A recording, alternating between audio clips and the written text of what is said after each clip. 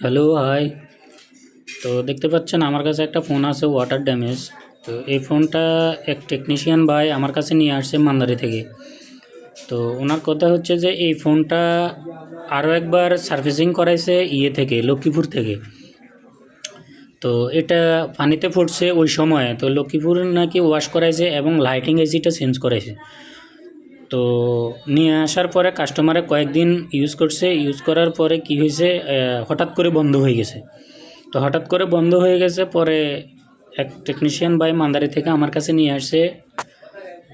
তো উনি পাওয়ার আইসির শিলটা উঠায় নাই, এমনি ওয়াশ করছে। তো আমি সর্বপ্রথম পাওয়ার আইসির শিলটা উঠাইলাম। উঠানোর পরেই দেখি যে ওয়াটার ড্যামেজ, পাওয়ার আইসির ফাঙ্গাস, তারপরে ওয়াটার লক। এরপরে দেখলাম যে অনেক চেক করার পরে, ক্লিন করার পরে দেখলাম এখানে এআইসিটা শর্ট। তো এআইসিটা লিকেজ শর্ট, ফুল শর্ট না। তো দেখতেছেন এআইসিটার নিচে পানির অনেকই আবরণ, বা এআইসিটা পুরাই শর্ট হয়ে একটা লাইন মিসিং হয়ে আছে, জ্বলে গেছে। তো আমি সর্বপ্রথম এআইসিটার ফাটা বাইর করলাম, দেখতেছি যে পা দেখা যায়। তো এখানে একটা একটা জাম্পার ওয়্যার দিয়ে এই পিনটা তৈরি করা যাবে। তো আমি গ্লাস আইসি, তো আইসিটাকে একটু ক্লিন করলাম। আইসিটাকে ক্লিন করে দেখলাম যে আইসিটা দুইটা পিন আইসি থেকে দুটা বল নষ্ট হয়ে আছে। তো যে দুটা বল নষ্ট হয়ে আছে, তো এই দুইটা বল আমি রিপেয়ার করার চেষ্টা করলাম, কিন্তু হয় নাই। গ্লাস আইসির কারণে ওই দুইটা বলের যে ফিল্ড ছিল আইসি থেকে, ওটা পুরোটাই নষ্ট হয়ে গেছে। দেখতেছেন এখানে দুইটা বলে মিসিং। তো এটাকে আমি রিপেয়ার করার চেষ্টা করলাম, কিন্তু করা যায় নাই।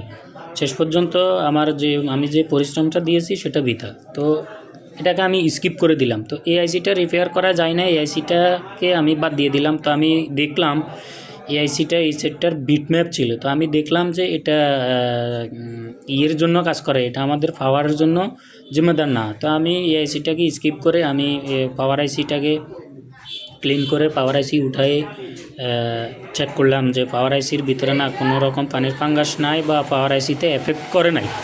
তো পাওয়ার আইসি উঠানো এবং লাগানো, আমি পাওয়ার আইসিটা উঠাইলাম এবং কি ওই বলের উপরে আমি আবার পুনরায় আইসিটা লাগাই দিলাম। তো এটাকে আমি স্কিপ করে দিলাম। পাওয়ার আইসিটাকে আমি রিবল ছাড়াই লাগাই দিলাম। লাগাই দেওয়ার পরে আমি এই আইসিটাকে উইদাউট এই আইসি আমি ফোন চালু করলাম। তো চালু করে দেখলাম যে কিছুই আসে না এবং কি লো বুটিংয়ে। তো আমি এই আইসিটাকেও উঠাই দেখলাম। তো এই আইসিটাকে উঠানোর পরে আমি দেখলাম যে এই আইসিটার নিচেও ফ্রেশ আছে, কোনো সমস্যা নাই। তো আবার এই আইসিটা আমি ছোটো একটা আইসি, তো এই আইসির পুনরায় আমি লাগাই দিলাম। লাগাই দেওয়ার ফলে তো পাওয়ার আইসি যেটা, এটা ভালো করে ক্লিন করলাম, বোর্ডটাকে ভালো করে ক্লিন করে আমি লাগানোর পরে দেখলাম যে আমাদের ফোনটা চালু হয়ে গেছে হনার। তো ফোনটার মডেল হচ্ছে হনার এক্স8। তো এটার স্কিমেটিক নাই এবং হার্ডওয়্যার সলিউশন সম্ভবত আছে কি না শিওর না। আমি কোনো একটা মডেলে বিটম্যাপ সম্ভবত দেখছিলাম। তো দেখলাম যে আমার এই বোর্ডটার সাথে মিল নাই। তো আমি পুনরায় নিচ থেকে এটাকে রিপেয়ার করার চেষ্টা করলাম। তো বোর্ড গরম, সেক্ষেত্রে একটু বুটিংয়ের সময় একটু সময় নিতেছে, একটু লেট হইতেছে। কমপ্লিটলি আমার ফোন অন হয়ে গেছে, ফোনটা কমপ্লিটলি অন। তো আমার যে দোকানদার ভাই নিয়ে আসছে, উনি বলছে যে এতটুকু হলে চলবে। ওনার নাকি আগ থেকে ক্যামেরা চলতো না, পানিতে পড়ার পরে লক্ষ্মীপুর যখন ওয়াশ করাইছিল তখন থেকে ক্যামেরা চলে না। তো আমি ধারণা করলাম এই আইসিটা হয়তো ক্যামেরা, আর না হলে এপিটি হতে পারে। এপিটি মডেলটার যে আইসিটা ছিল ওটা হতে পারে, যেহেতু একটা বিপিএইচ কয়েল আছে, একটা কয়েল আছে, বুস্ট কয়েল। এটা হয়তো এপিটিও হতে পারে, এবং এটা ক্যামেরার জন্য হয়তো কোনো এলডিও ভোল্টেজ হয়তো আলাদা করে তৈরি করে, তো সেরকম কিছু হতে পারে। তো আমার দেখতেছেন ফোনটা সেকেন্ড বুটে চলে গেছে। তো সেকেন্ড বুটে যাওয়ার পরে এক্ষুনি ফোনটা কমপ্লিটলি অন হয়ে গেছে। তো লক থাকার কারণে আমি বাড়তি কিছু চেক করতে পারি নাই। তো টাচও ওয়ার্ক করতেছে। তো দোকানদার ভাই বললো আমার এতটুকুই চলবে।